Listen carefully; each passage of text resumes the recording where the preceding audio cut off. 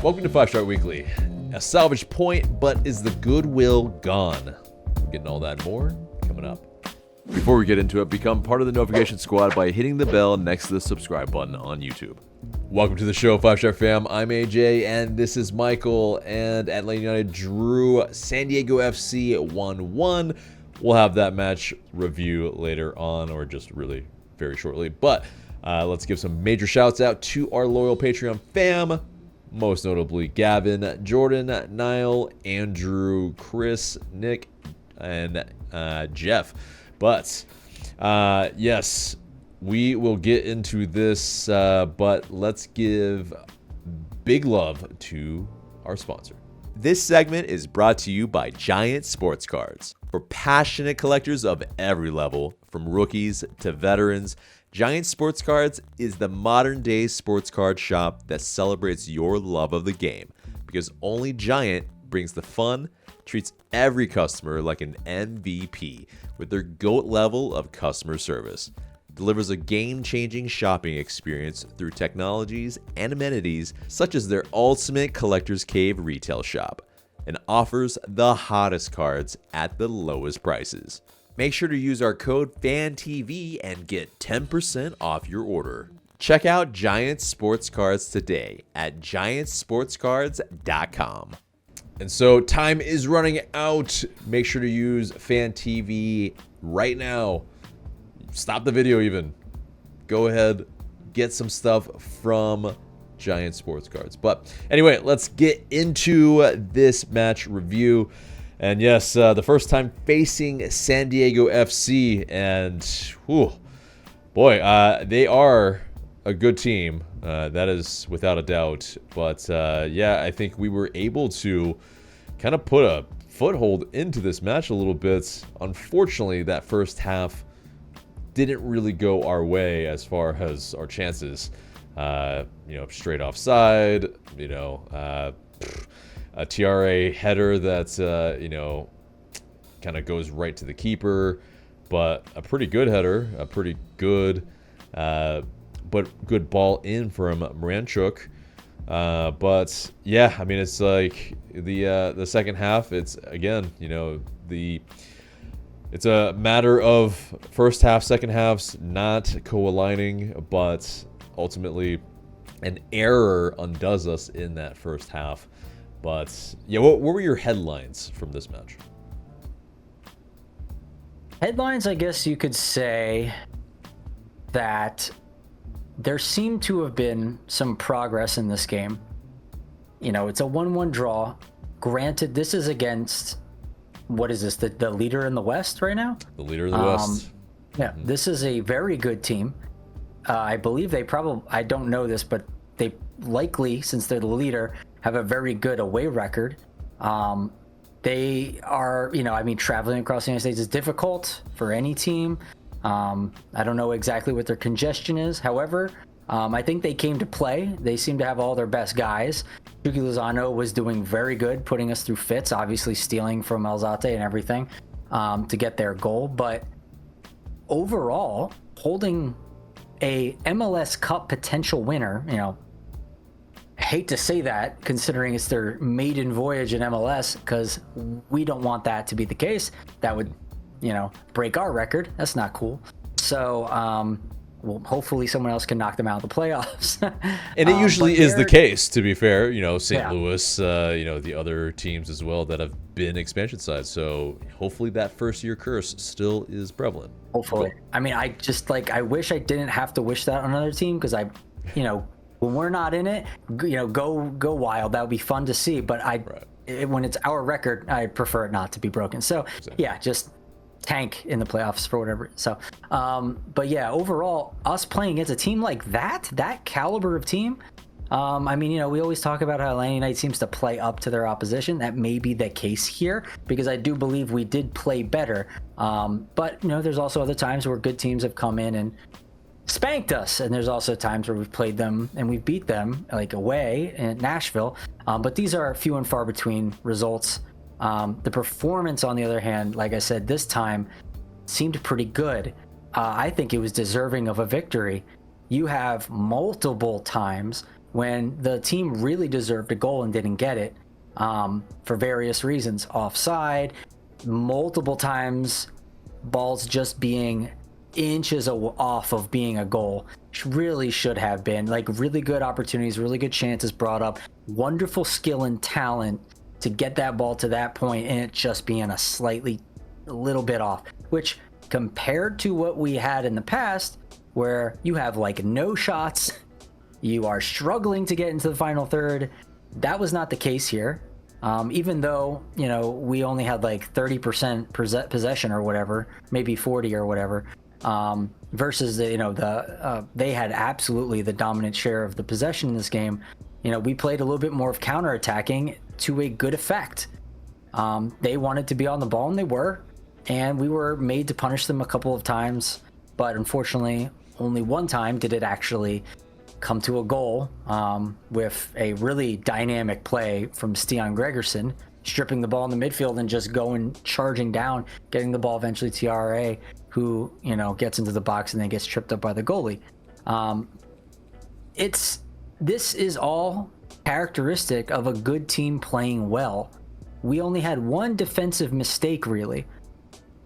That was obviously Zlate's, getting stripped of the ball. Outside of that, we kept the best team in the West to 7 shots all game. They scored 1, sure, but that's 6 shots that didn't go anywhere, and that number is very low. We had 17 on theirs. That's very high. We kind of want it to be more around 20, but 7 when you're at home, but 17 is pretty good against a top level team. Our XG was above 2, 2.3 something. Like, we were doing well. We really should have had some more goals, and I honestly think you could just kind of chip that up to bad luck in this game. It happens sometimes. And I mean, Jaden Hibbert, we're going to talk about him because, man, did he deserve MVP of this game, hands down. Yeah, I mean, all really, really great points. Almost want to dig into some of it a little bit more, but I mean, yeah, really great highlights of it. And I think it is, the aspect of, yes, we did, I think, have a really pretty decent game, but this is where I think the optics around the team right now, just not very good, obviously, and any sort of losing position, the fans are booing, the vibe is just off. There weren't that many fans at the stadium as well. Yeah, they Did you hear booing this time? I think there were some boos, and especially at halftime, there was a bit of since we're losing at halftime, it's the vibe right now. Unfortunately, there's not, like, unless we played a incredibly, like, just ridiculous half and we're leading, and there were chances galore, and it's not a short memory from the fans. I think it's unfortunately the situation at the moment, but and I think from that standpoint too, though, it's just like those chances were just margins, and a save off the line from San Diego on one of our better chances from Miggy, a header, and there was as well. Yeah, it's just like Stian Gregerson, when he goes on those walkabouts, those LGP-like walkabouts, I mean, that's really how you unsettle the defense, how you unlock the door, and our highest XG chance in the game. Yeah, I mean, I think he deserves an assist. There's so many moments in this match that actually don't show up on the stat sheet as well. Like Miggy's hit that hits the crossbar. I mean, it's just like that, unfortunately, is off target. And it's like, man, it's just like if it had just a little bit more dip, if he had hit it from just maybe half a yard further out, it would have dropped in possibly. I mean, yes, I think the goalie maybe was around there, maybe could have put a fingertip on it, maybe, but it was scalded. So I don't know. I think it might have beat him, but yeah, that was a piss missile, dude. That would have been I've never heard that for before. him to keep it out of there. That's a baseball term. Missile. Yeah, interesting. And I played baseball. That's interesting.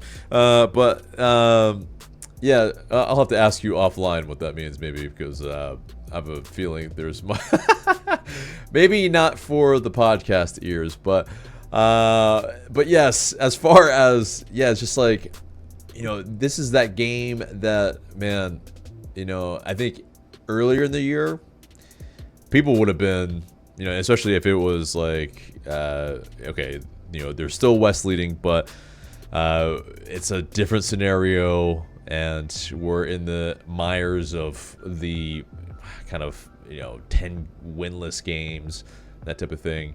If we had done this in that time frame, I think the vibe would have been different. And it's just really unfortunate that it's like this, even with the 1-1 draw, fans are like, it's just too little too late. Obviously, we're not in the playoff hunt anymore.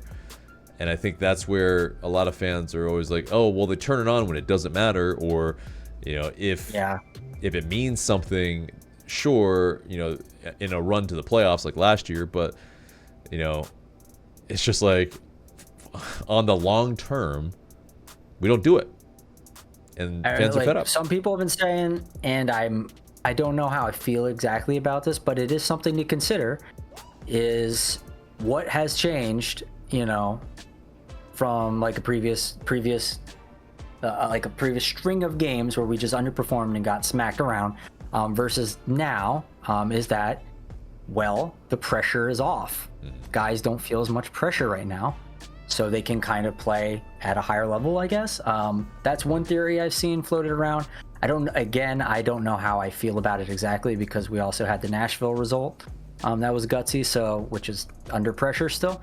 But it's still something to think about, and it goes into, it feeds into the other theory that, like, the team is a very mentally kind of dependent team, and if they are sucker punched, or if the vibes are bad, the superstitious thing they were supposed to do before a game didn't work out the way they needed to, or something, all of a sudden now they're not going to be able to play as well, and things are just ruined, and they're start to hang heads, and their whole disposition becomes despondent. Like, we've seen it so many times. So this could be a thing. Like, if pressure is on and then it's off, and then it kind of relieves that, and you can play a little bit more freely. Maybe that's what that is. I really just hope that's not the case. One, because they're professionals at a high level, and with Atlanta United, the scouting, the analytics, the people who make the hiring for this team have to be able to see who can handle pressure and who can't. Because whether you like it or not, Atlanta United is still a big team in North America, and you need to be able to be under those bright lights and take things on as like a leader and someone who can handle this kind of stuff. Because if you don't, we've seen so many players crash out on our team who just can't handle it. I mean, and for different reasons. So, I mean, obviously we have Luis Araujo famously putting his fingers in his ears and saying, like, I can't hear the fans and the critics and stuff. But I mean, you need players that are able to withstand that pressure. And if it is indeed pressure that can get to some of them, we need to be better at finding players who can handle that. Yeah. And I think the word you're looking for is fragile. It's unfortunately, it is, I think, from a cultural standpoint, we're fragile. From a mentality standpoint, we're fragile. From from half to half, we're fragile. And it really sucks to have to say that, but it is the pattern that unfortunately has been rearing its ugly head for years. And it's like we either don't start off games strong, we have to make up for it in the second half, or in the dying minutes of matches. I mean, it's just, so many instances where we cannot put together a full game. And yes, there's the oddball game that does happen, and I think the thing that I lament is that this one almost could have been, if Alzate didn't get that ball from Ronald Hernandez, which I feel like So upon rewatch, it wasn't a hospital ball, like I mentioned in the live stream, but it was probably the wrong choice because Atl Utd was pretty much, he was marked by one and very close to another. And Stian Gregerson was probably the safer choice as far as, dropping back. Yeah, you pass it to him. He can pass it to Hibbert. We can get out of that high press. And Atl Utd instead was given that ball. He took an extra touch for some reason. And yeah, I mean, he got caught in possession. And yeah, it was as simple as that. Square ball, man at the back post. It sucks. It really sucks because it undoes, like we both mentioned, a very decent first half for Atlanta United where we were on the front foot of wanting to take the game to San Diego. And unfortunately, yeah, it's it's these little moments that we just cannot stamp out of our game. Just doesn't make sense. It's like it really is. It's like a new player comes in, an error happens. Bear call, Mihai. I mean, it's just and Atl Utd. It's like a rite of passage. Yeah, exactly. And hopefully, they all stamp it out in this season because it doesn't matter anymore, right? But it's just if we had just figured out how to not do that all season, maybe just a bit fewer, maybe not 2 out of every 3 games, maybe 1 out of every 5 games. I think we would have a completely different season. But yeah, we would. Yeah, but to put another kind of way of looking about this game, I thought it was interesting that once San Diego settled into the game, they gained lion's share of possession. They attacked. They were able to do what kind of they wanted, except for getting a lot of shots, which is really good. But what it set us up to do is not be able to play like the progressive football, forward thinking soccer that we're kind of wanting to play. We have to then switch to counterattacking and to more defensive minded, and it worked. It was good. Like, if we can do that in games in real time, be able to switch back and forth depending on what the game needs, I think that's really good. Instead of reacting essentially to like what the other team is doing, like, oh, they scored and now they're just going to sit back, and it's like, now they let us come out to play. You know what I mean? Yeah. Instead, like, I'd rather like us, like, hey, maybe we need to sit back, let them come to us, strip the ball from them, and then hit them, and then make the game a different kind of flavor. So it makes San Diego have to play a little bit different. Like, that is interesting, and I just think more versatile as a team, instead of like, well, we got to play forward football, and then we just kind of get absolutely torn to ribbons in transition every time, and we don't change for that. Yeah, or if they press high and then are able to pretty much, because the possession football that we're playing is not good enough. But yeah, I mean, this weekend, yes, for those out there, go ahead and drink. Man City versus Arsenal. What happened in that match? I don't know if you guys watched it. I urge you guys to watch it because Pep Guardiola with Man City, they parked the bus versus Arsenal. Man City parked the bus. If they have the humility to park the bus where Pep Guardiola clearly thought that Arsenal were the better team and they were not going to get better possession than them, they thought, okay, we need to sit back. We need to actually figure out how to keep this game where it is.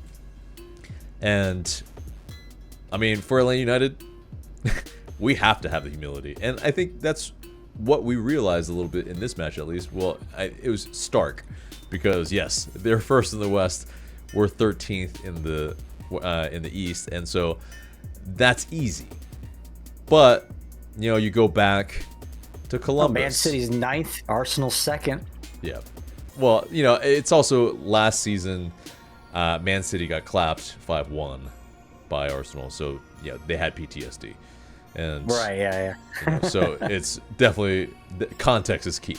But Right. And with Columbus, I think that context should have been key as well. But obviously, yeah, we were able to make it interesting at 5-4. But I mean, to let in 5 goals to begin with, the game was over, and like we said in the first half, it didn't. Yeah. Those 4 goals honestly didn't matter. Yeah, and so yes, even though from the final scoreline standpoint, a person that didn't watch the match, they would have been like, oh, well, yeah, I mean, 9 goals, that must have been really interesting. It's like, yeah, it really only got interesting near the end.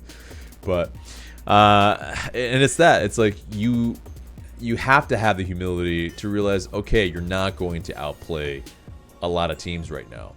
And I think, unfortunately, we had a lot of those issues this season, and we finally figured it out. Man. Yeah. Finally figured it out. Except for when we had Valentino. That was when we just never really were that presumptuous about ourselves. But right. Yeah, it happens. I remember one of the biggest frustration of Gonzalo Pineda is constantly making that same mistake, acting like we're Barcelona in La Liga or something. And we're just not. Yeah. And especially when you don't have your starters, you can't play the same. Like the depth is incredibly shallow in MLS, so yeah, it was foolhardy, and it's just the stubbornness is on another level a lot of times. But I'm glad that there is finally, at least when it's like I mentioned, stark, that yes, okay, we finally were more pragmatic.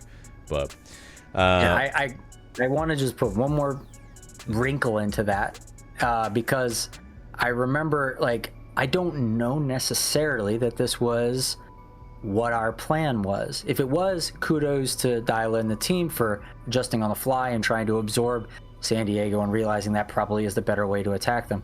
But it could also be what we saw with Miami in the playoffs.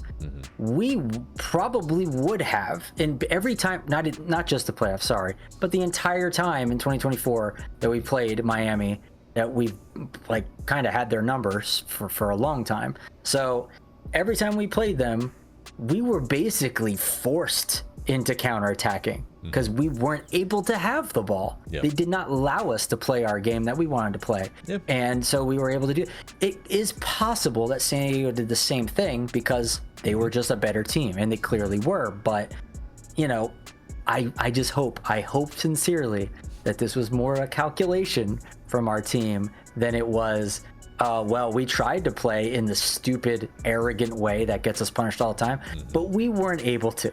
Right. And yeah, it very well could be, it's, kind of unknown. It probably only, as far as, Atl will admit when he wants to, if he ever wants to.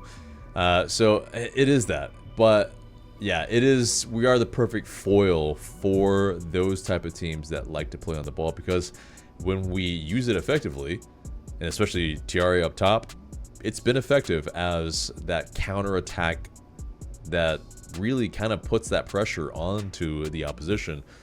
And so, yeah, it's not going to win you the mid-table matches. It's not going to win you the matches that, when you play against other lower, conference sides. And it's, very much why Rob Valentino was not the answer as well, because yes, he had to also figure out how to play against those mid-table and lower division sides, and he didn't do that well against them. And you have to figure out how to play against everybody to win those matches, to win the Supporters Shield, or also in MLS Cup. Because, I mean, yeah, you saw the troubles that we eventually had when we started playing, not as good on the ball teams. Well, when we start to be on the ball, it's not as good. And, those errors happen. We are our worst enemy. And, yeah, let's wrap a bow on this match. Final thought? I think I summed it up pretty well. I think I put the last note with that last wrinkle, because that was bothering me. I don't know. I don't know what it was. So that's going to bother me. It's going to eat at me a little bit. But so we'll see. I really hope we just have at least two plans, in the back pocket, right? Some X's and O's drawn up for two different scenarios when maybe we're playing against a better team that we won't be able to impose ourselves on. Play counter. Let's just play on the counter. It's okay. Trust me, it's going to be okay. And then when we're playing against those other teams, maybe we can attack them in more, forward-thinking, progressive, possession-based, build out the back style. When the timing is right, but it just feels like we never get the timing right. Yeah, and this isn't to discount that. Yes, there are tides in a match where not every team is going to have 100% of the possession. So yes, when we do have possession, okay, we take care of the ball. We maybe move it quickly. We play with more tempo. Those are those moments that can help us win the match where, even though we don't have the lion's share of possession. But a milestone in this match, Miggy made his 100th appearance in all competitions for Atlanta United. That's pretty amazing, actually. Emmanuel Atl, he also came on, plays 14 minutes off of the bench. So, some fitness for Latte Lat was good. Atlanta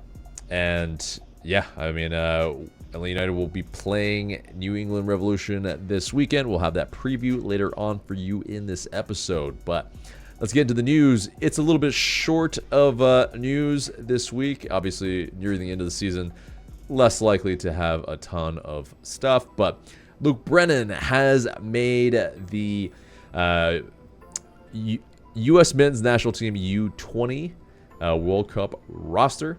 And along with Noah Cobb, who, of course, is on loan with Colorado Rapids. But, I guess because he's on loan, he's not getting the credit of being an Atlanta United player for some reason. It's weird.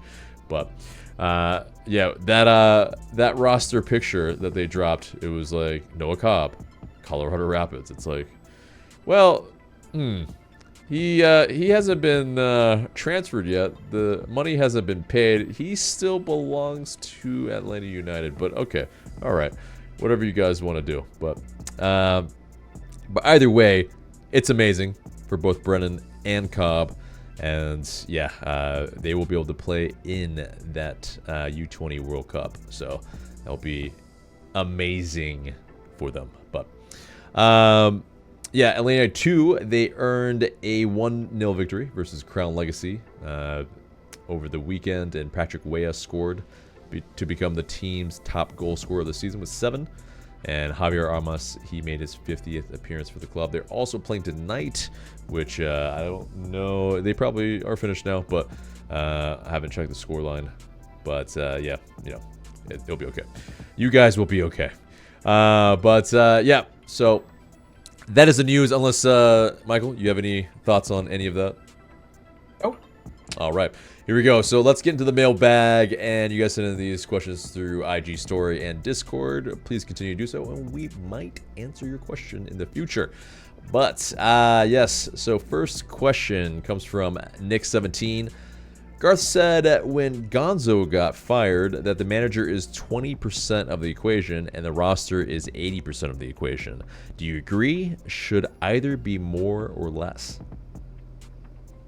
I'm going to ask you to reread that question because I just saw I'm just confused. The Atlanta United 2 game, it looks like they were playing and it was 1-0 to Chattanooga, and it got suspended.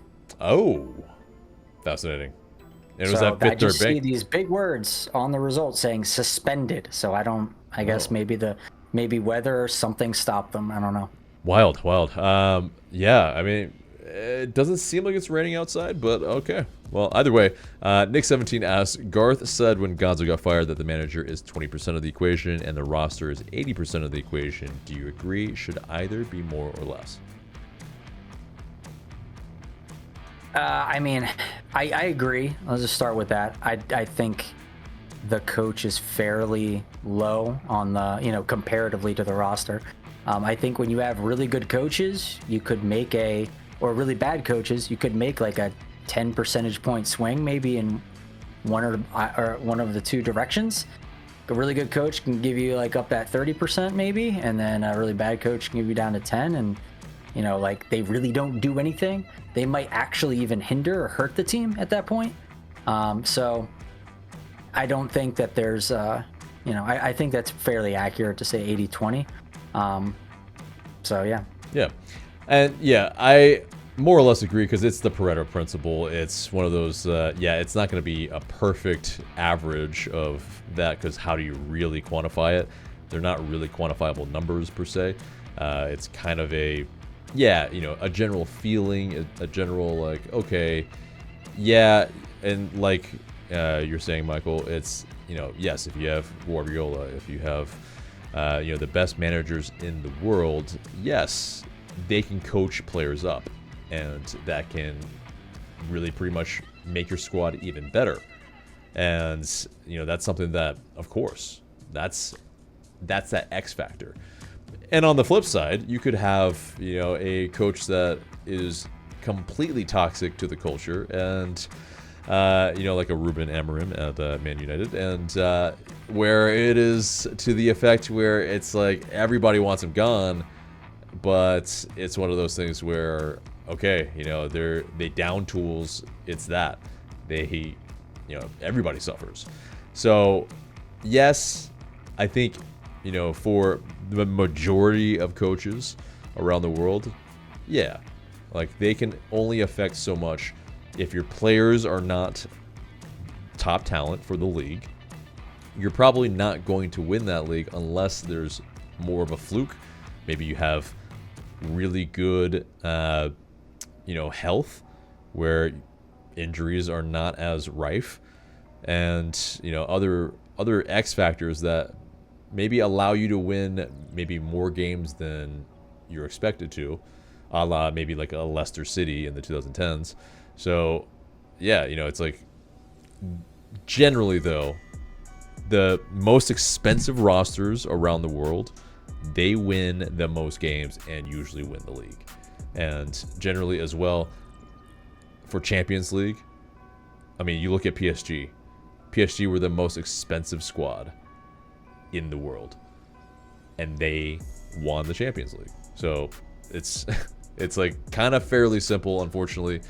Like, money talks. Correlates to performance. Yeah, exactly. So while Luis Enrique, very, very good coach, it still ultimately is, you have a Ballon d'Or winner in, Ousmane Dembele, that had an insane season.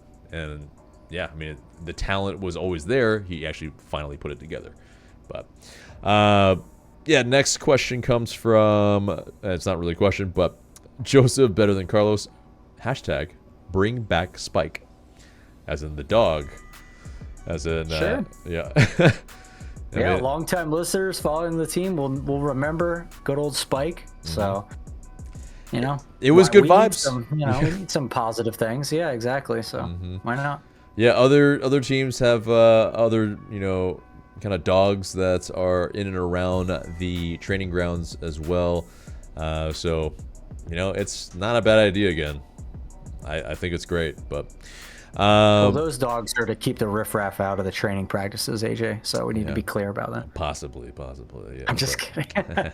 But so next question comes from Grego. Should Guzan get one last farewell match? Well, we've been pretty much saying it for, or at least Micah has been saying it for ages. So it likely will happen. And if not, he probably at least will get the kind of Ring of Honor a little bit, in a sense, or a Guard of Honor in the UK is usually what it's called. But and so, but the Guard of Honor is usually for the teams that win the league. But still, last question comes from Atl Utd VIPs, and it's a triple question, I believe. Yes, triple question. So go easy on us, man. Jeez. I know. But okay, first question is, why doesn't Atl United have a mascot? Well, they technically don't, but they do in spirit. And if longtime listeners will also know, it's Trainee McTrainface is the old-timey mascot for Atlanta United. But that's more of a meme than anything, unfortunately. So we don't have like official one. But if anything, it should be that. Yeah. Yeah, I mean, because other teams, they actually do have someone that's in a suit doing that. It could be interesting. I mean, here's the thing. Okay, here's my take on this. If you try and do a mascot and it is anything other than what the Philadelphia Flyers do with Gritty, I don't want anything to do with it. Fascinating. Yeah, I mean, he is like hands down, in my estimation, he's like the best mascot in all of the mascot world. Like he's just hilarious. I think the Braves mascot probably has a shout in this conversation, but especially, also Braves fans. He can make the playoffs in terms of the best mascot playoffs, but Gritty is taking home the championship. Oh, those are fighting words for Braves fans. I don't really much care about a mascot, really, but for the fans, like the young fans, it might kind of up the vibes a little bit. So okay, I don't mind it. In one way, DJEU is kind of the mascot, because with the with all of the kid dancing cams, pretty much during halftime and all that. In a way, he's bringing the good vibes. So what you're saying is he should adopt a Daft Punk-esque costume and then DJ like that, and then he'll be an actual mascot while DJing. Yeah, I mean, I'm not sure that's as kid friendly. The chrome helmets, but let's set some new precedents. But French-speaking players will be really happy. Yeah, this is true. Yeah, Muyamba, Tiare. Yeah. Next question is, which current player has the best chance of surviving a zombie outbreak? I have my answer here. I'm interested in yours.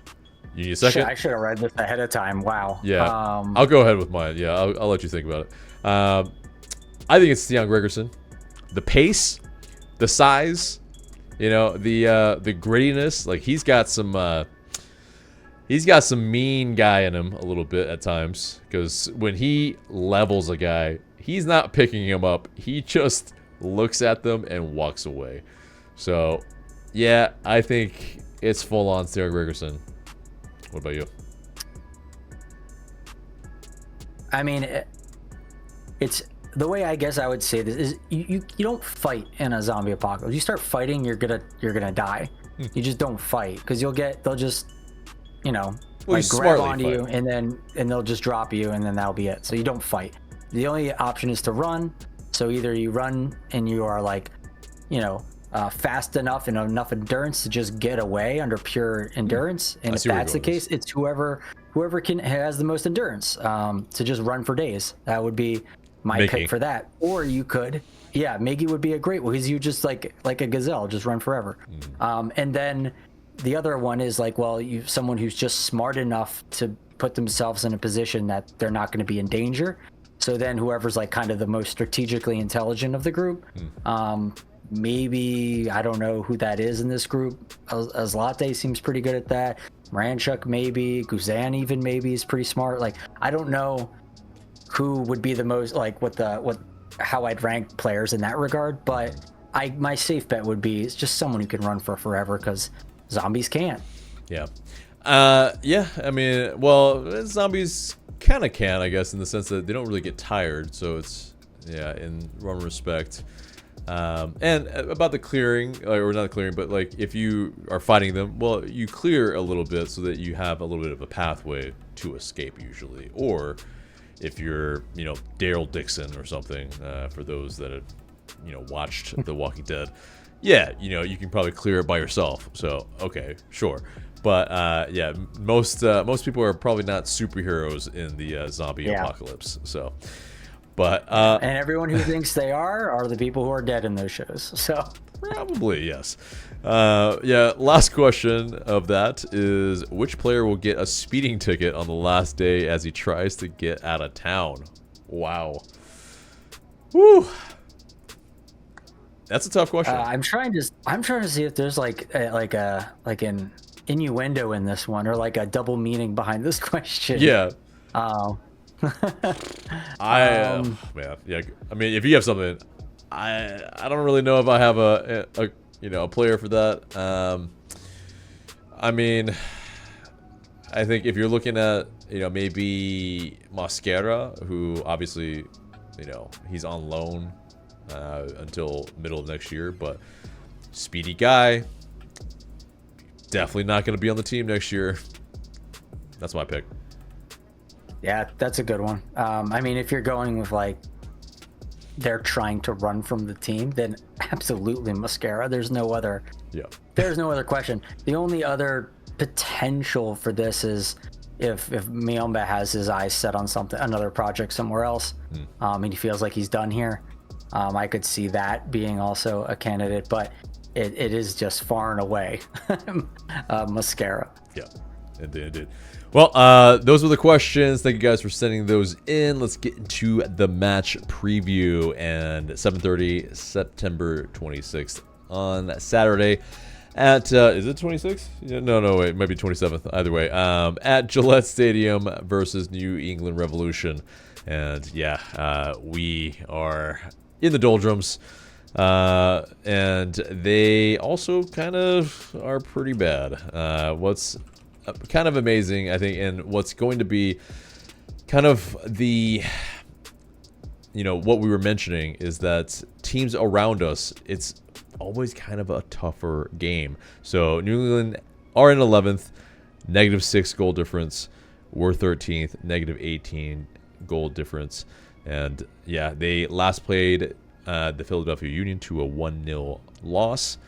And we played them to a 1-0 loss on April 12th earlier this year at home, obviously. And so, yeah, the last 6 hasn't been pretty for us against the Revolution. They've won 4. We've won 1. We've drawn 1.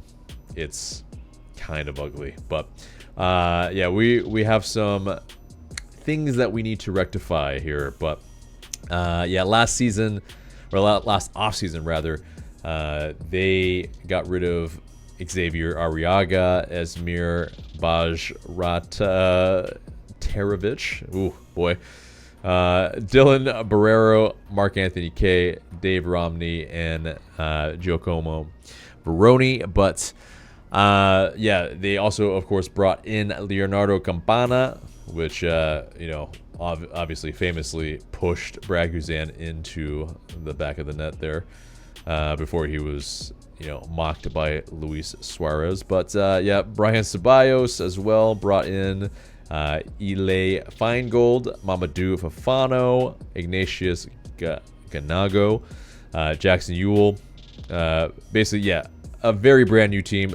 They have had their struggles as well. Obviously, just slightly better than us a little bit. But Campana has 6 goals, 1 assist. But Carlos Heel, still producing at his age, 10 goals, 6 assists, far and away. He is the talisman, and it's yeah. I mean, basically, if you can shut him down, which not an easy task, but if you can shut him down, you'll probably fare a lot better against the Revolution. But I'm feeling, man, bad for him, honestly. Yeah. Like I feel like it's not the same, because these players and their comparisons are just not the same.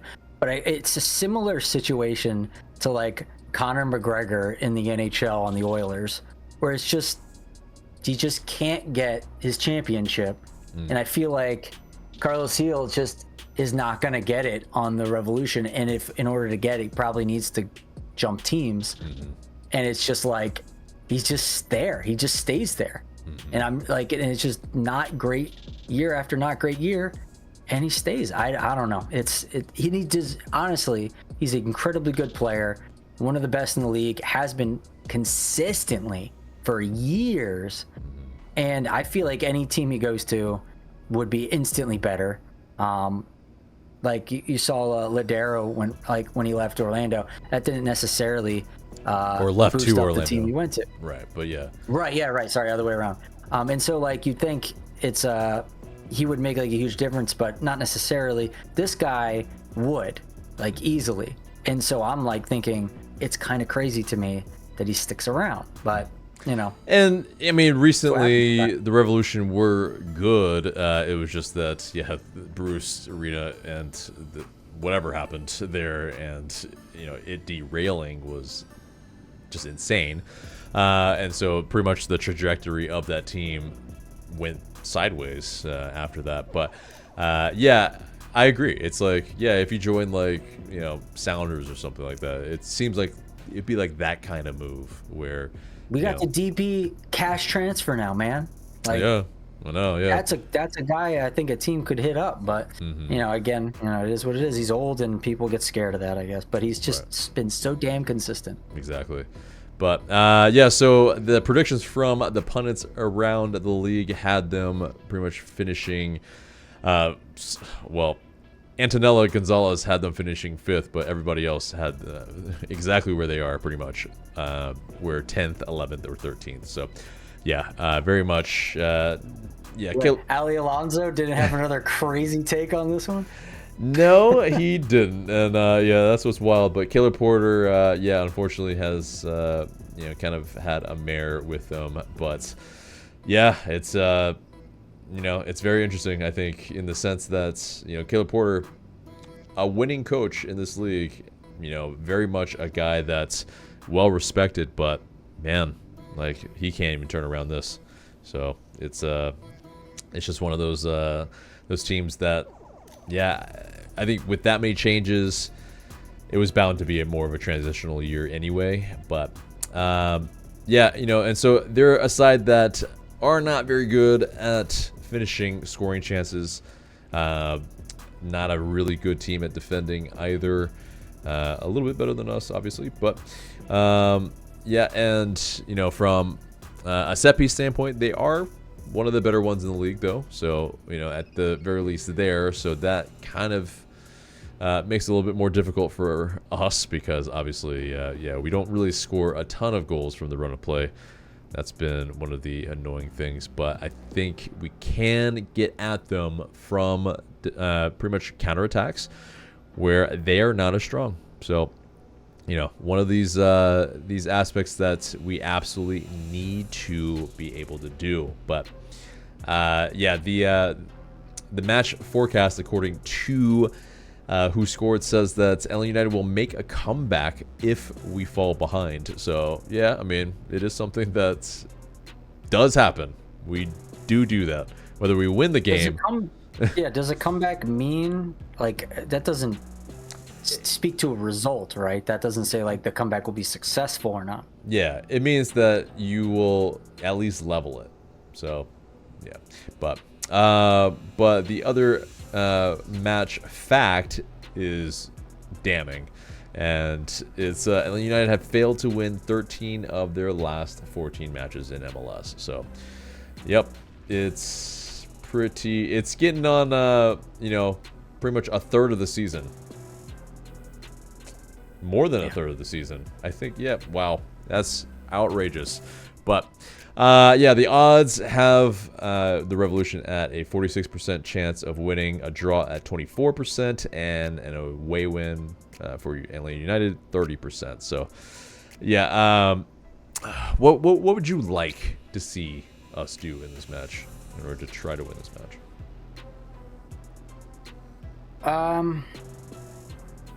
I'm not exactly sure. I'm curious how New England will approach the match. It'll be interesting to see how they approach it and see how we go up against that. I'm inclined to think we'll probably try and impose ourselves because we're going to see them as a lesser team, and it might end up biting us in the butt. We've seen New England and Carlos Hill do this to us in the past. So hopefully maybe that's not the case this game. I don't want to assume because we're away and we're looking for points that we just want to, you know, right from the bat play very defensively. But I mean, that might be the prudent thing to do until we understand how New England will approach the game. If they want to come right into our hands, play right into our hands, then we can hurt them that way, and maybe we do that. Maybe we do play defensively at first. But if the game is telling us maybe we need to take the ball and take it to them a little bit more, we can get at them, they seem vulnerable, then perhaps that's what we should do. And hopefully, like I said, the team has the wherewithal and has the sagacity, use a word I haven't used on here before, I think, to see that they should take the initiative. Don't wait for the iron to get hot, but strike it so it becomes hot. Take advantage of the game and go for it.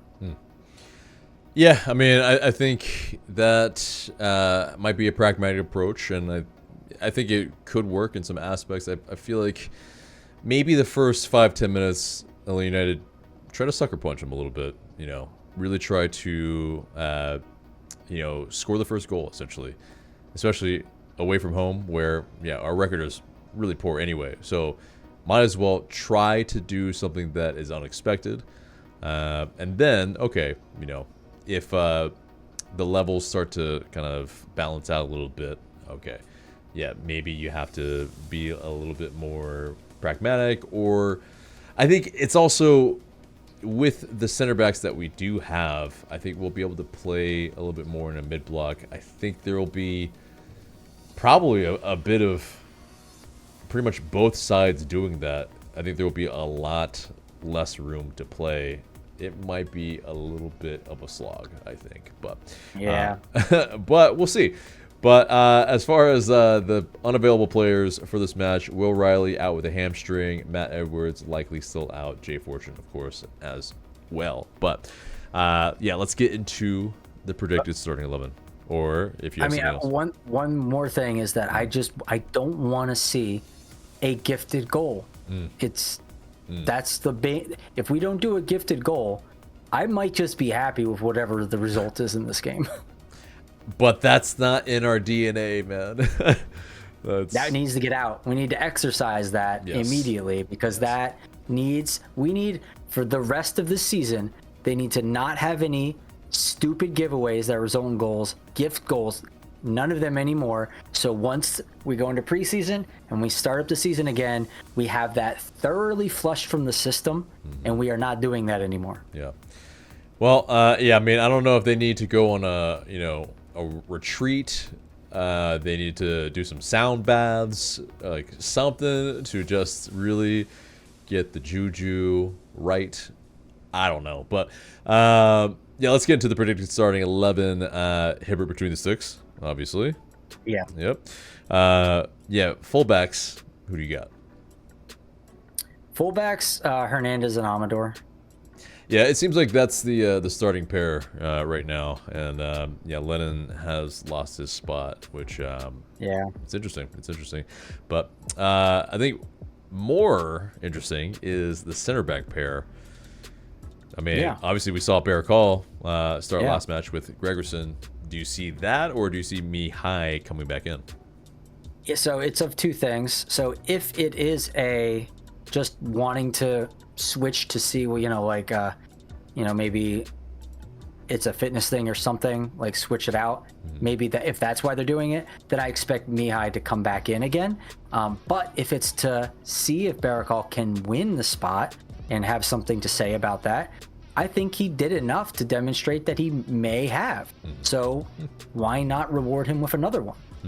Because, I think it was Mihai's error that probably took him out of the side for this one, and Barakal didn't really do anything, too wrong. Didn't put a foot really that badly. So, I don't think the goal was really on him.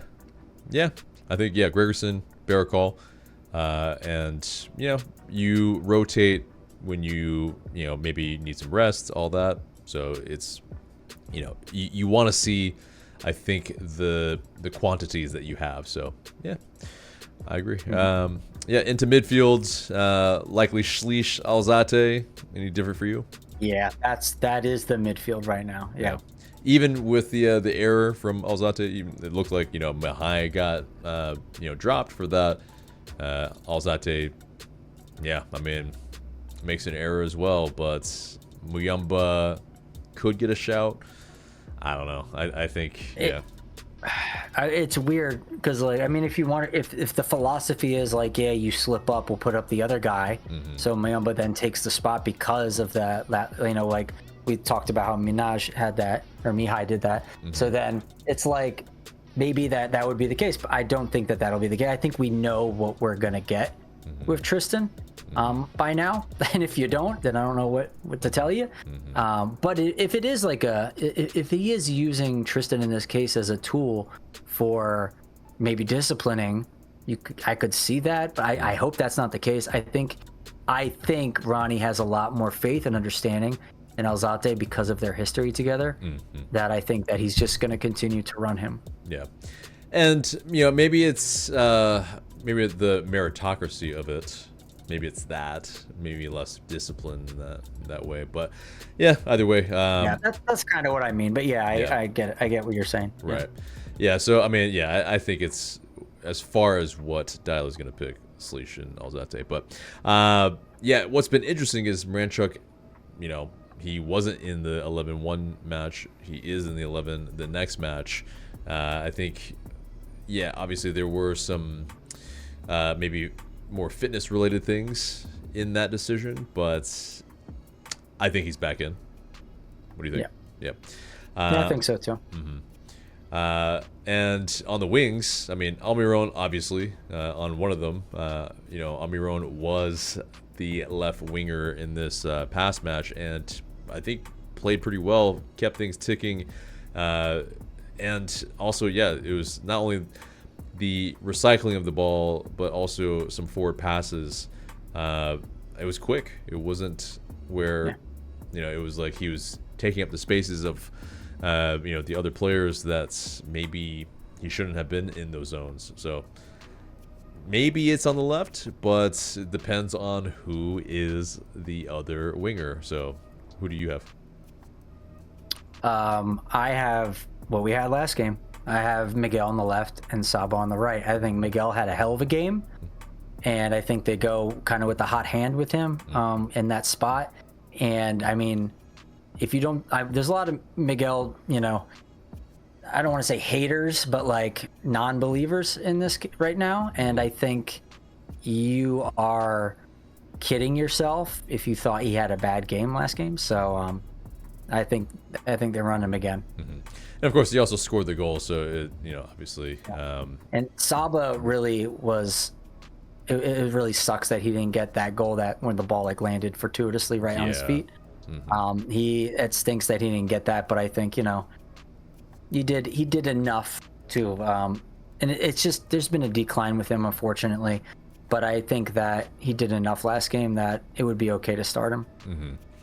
Yeah, I mean, it's one of these. It's where Brennan maybe could get a shout in the sense that you know, it's against a lower opposition side. You know, maybe want to see what the kid can do, give him a little bit more kind of betting in time, more experience, because Saba maybe isn't the future anyway. So, you know, Luke Brennan maybe should get a little bit more time. I'm edging a little bit closer to that, since, you know, Saba missed his chance there. From a meritocracy standpoint, you know, I'm trying to be in that mindset. I think Dyla sometimes does that. It's not really always that clear. I think it's also always as well if you have the player healthy. But I would go with Brennan, and so Almiron on the right.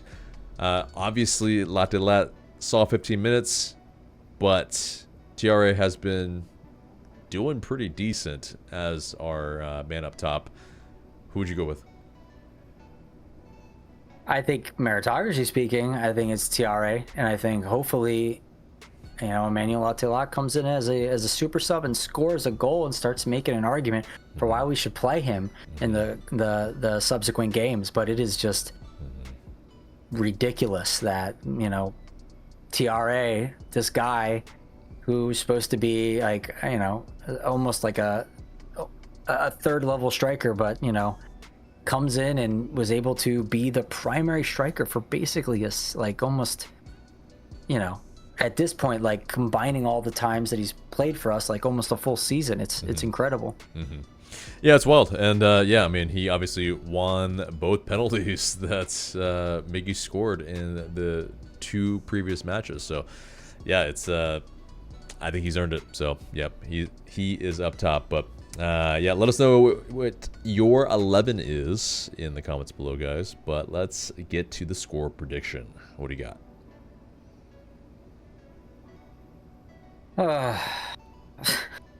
Like you said, I don't know, how they're going to match up against us, what they're going to do. They're probably just going to make the game to a slog, like you said. And in that case, I don't see a lot of goals. I could see maybe a 1-1 draw is what I'm going to say. And yet again, we have the exact same scoreline, and I'm not going to change it. It's a 1-1 draw for me. I mean, it's just, yeah, I don't see a ton of goals in this match. I think there are some oopsies, and that's probably where the goals happen, unfortunately. But yeah, I hope it's not. I hope they're like, just beautiful combination play. We score a team goal. It would be amazing. And then their goal is just a worldie by Carlos Seal. And, okay, you expect that. You can't do anything about it. He probably scores from the right side, outside of the D a little bit, top bins like he has before. It's, yep, Bob's your uncle. But, yeah. Yep. So, guys, let us know in the comments below what your score line is. But that is pretty much the episode there and there, except for the question of the day.